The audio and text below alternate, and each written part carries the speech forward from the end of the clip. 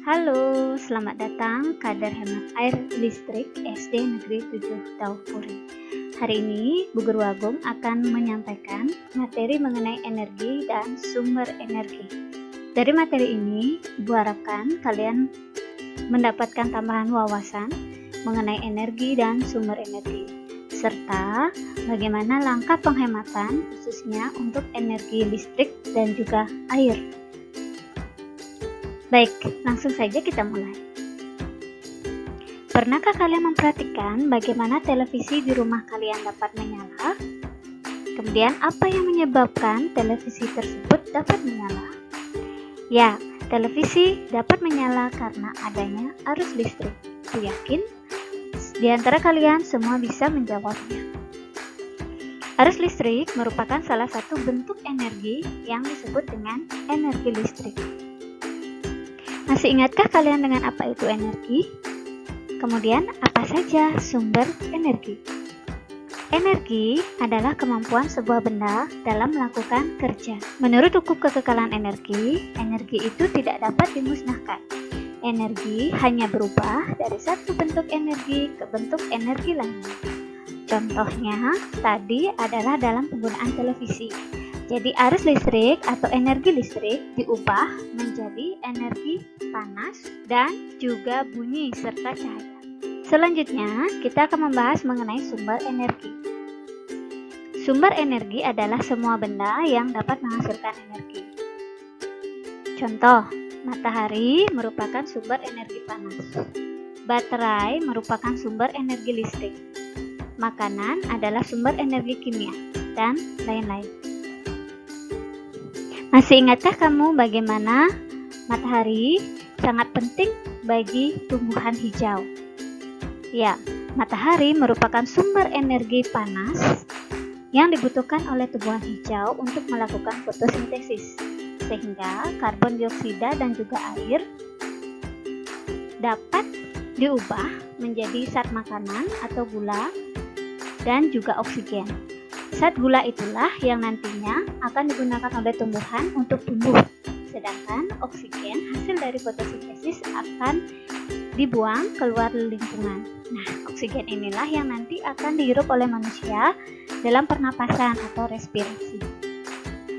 Nah, energi matahari juga digunakan oleh manusia dalam pembuatan energi listrik melalui sel surya, seperti foto sel surya yang kalian bisa lihat di layar.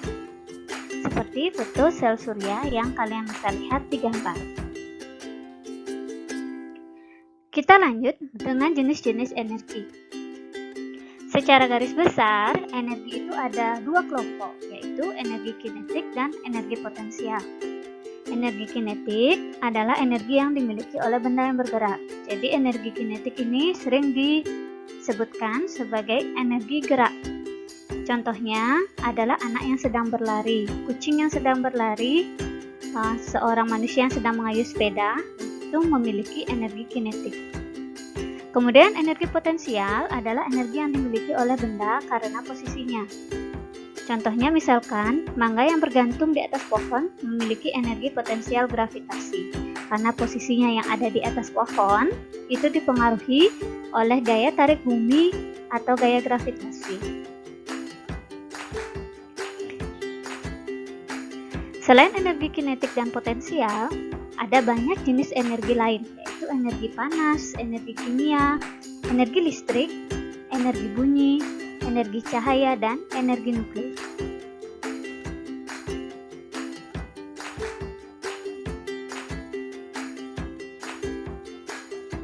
Kita akan membahas lebih khusus mengenai energi listrik.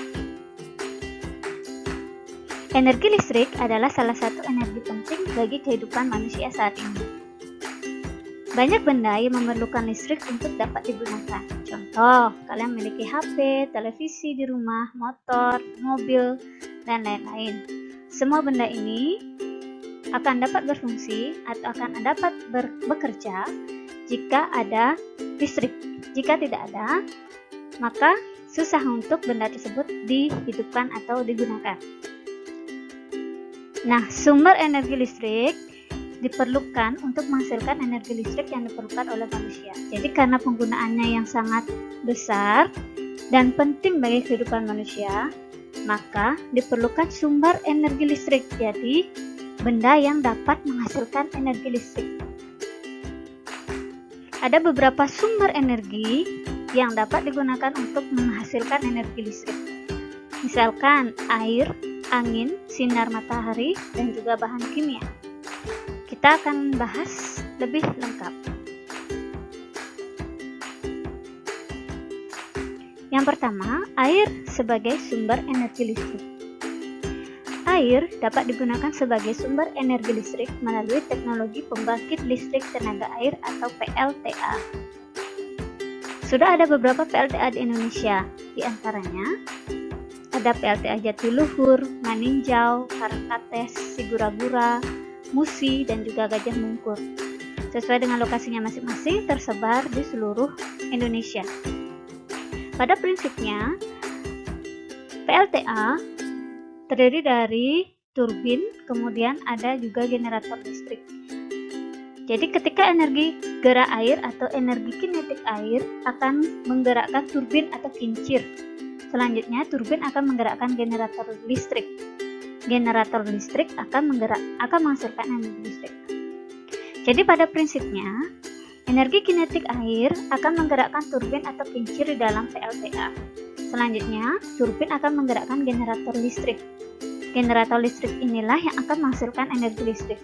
Nanti energi listrik yang dihasilkan itu ditampung, baru disalurkan ke seluruh tempat yang membutuhkan listrik, sampai juga di rumah-rumah kalian. Ibu harap sampai di sini bisa dipahami ya. Selanjutnya, angin sebagai sumber energi listrik. Angin dapat digunakan sebagai sumber energi listrik melalui teknologi pembangkit listrik tenaga bayu atau PLTB. Sudah ada beberapa PLTB di Indonesia. Yang paling terbesar adalah PLTB Sidrap di Provinsi Sulawesi Selatan. Pada prinsipnya, energi kinetik angin atau energi gerak angin akan menggerakkan kincir angin. Selanjutnya, kincir angin akan menggerakkan generator listrik. Generator listrik tersebutlah yang akan menghasilkan energi listrik. Baik, selanjutnya Ibu akan menjelaskan mengenai sinar matahari sebagai sumber energi listrik. Sinar matahari dapat digunakan sebagai sumber energi listrik melalui teknologi pembangkit listrik tenaga surya atau PLTS.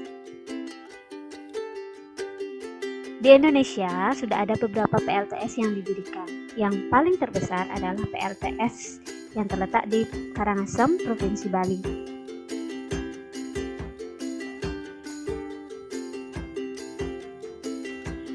Pada prinsipnya, energi panas dari sinar matahari akan diserap oleh panel surya. Selanjutnya, sel-sel panel surya akan mengubah energi panas menjadi energi listrik. Seperti yang bisa kalian lihat pada gambar di bawah, ini adalah salah satu gambar daripada panel surya. Kemudian, seperti yang sudah Ibu tampilkan di awal, ini juga merupakan salah satu gambar asli daripada panel surya.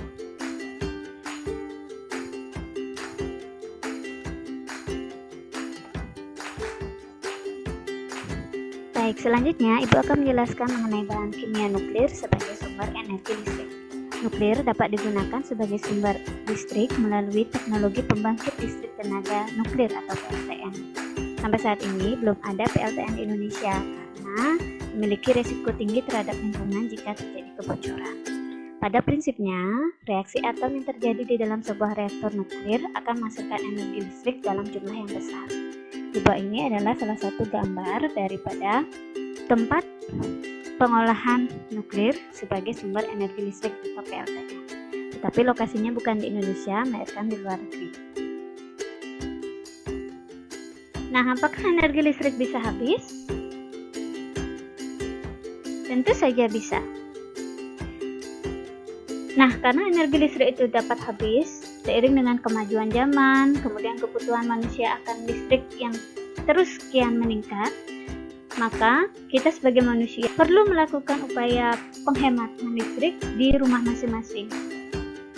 Jadi ada beberapa upaya penghematan listrik dan sumber energi listrik khususnya air yang dapat kita lakukan di rumah. Kita mulai dengan penghematan listrik. Jadi dalam poster yang dibagikan oleh PLN, jadi ada beberapa hal yang disarankan sebagai langkah tepat untuk berhemat listrik di rumah. Yang pertama, matikan peralatan elektronik apabila sudah tidak digunakan lagi.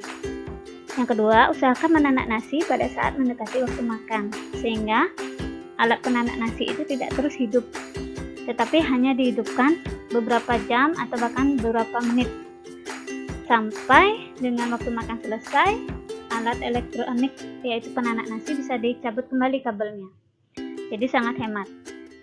Kemudian mengatur suhu lemari es sesuai dengan kebutuhan, karena semakin dingin suhu, semakin besar pula energi listrik yang digunakan. Kemudian menggunakan mesin cuci sesuai dengan kapasitasnya untuk mengurangi beban pemakaian listrik. Jadi jika memiliki mesin cuci, gunakan sesuai dengan kapasitas. Kapasitas itu artinya banyaknya baju ataupun pakaian yang bisa dicuci. Jadi jangan satu kali mencuci menggunakan mesin cuci hanya memasukkan 1-2 baju saja. Apabila memang mesin cuci di rumahmu mampu memuat kurang lebih 15-20 baju, ya cucilah dengan jumlah tersebut atau kapasitas tersebut. Banyaknya baju yang dapat dimuat di mesin cuci tersebut. Atau sebaliknya, jangan melebihi.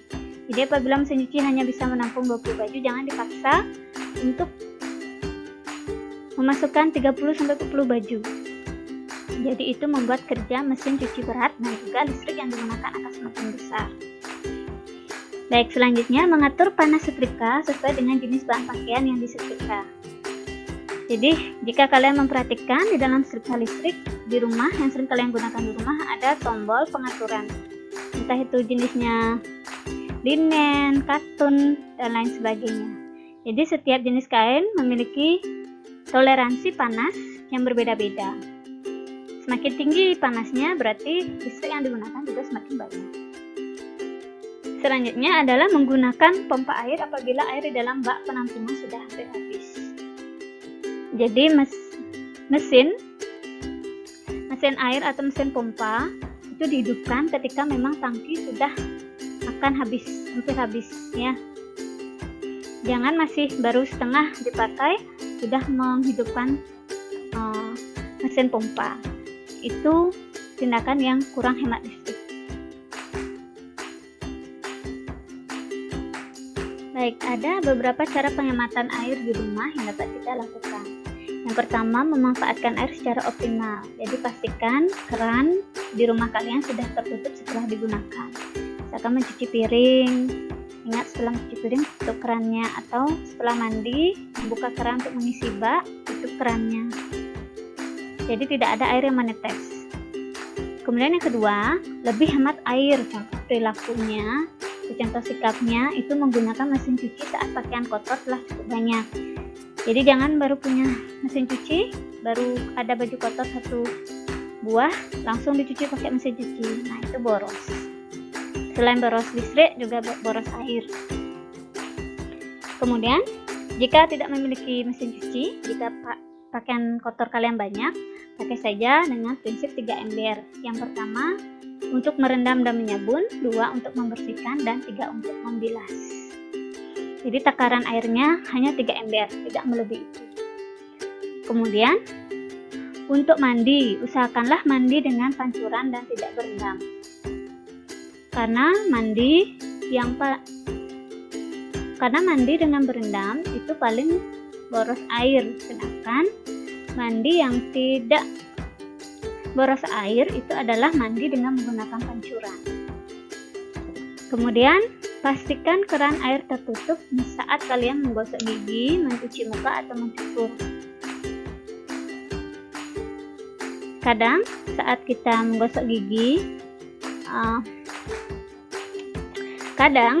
menggosok gigi, kita lupa mematikan air, padahal Perlu kalian ketahui, 1 menit saja air mengalir, maka 9 liter air itu terbuang. Nah, kemudian lebih baik mencuci mobil dengan lap dan ember dibandingkan dengan mengguyur mobil menggunakan selang berisi air. Karena mengguyur mobil 15 menit saja, itu berarti 100 liter air terbuang. Ini tidak hanya berlaku untuk mobil. Jika kalian tidak punya mobil, motor juga. Jadi lebih baik kalian mencuci motor dengan menggunakan lap dan ember. Itu jauh lebih hemat air, kemudian hemat biaya. Seperti itu. Baiklah, terima kasih anak-anak untuk hari ini karena sudah mau mendengarkan dan juga menyimak materi mengenai energi dan sumber energi serta perilaku penghematan energi listrik dan juga air. Tentu saja, Ibu mengharapkan kalian ikut menyelamatkan bumi dengan melakukan hemat air dan listrik di rumah masing-masing. Walaupun terlihat sederhana, tapi hal-hal tersebut sangat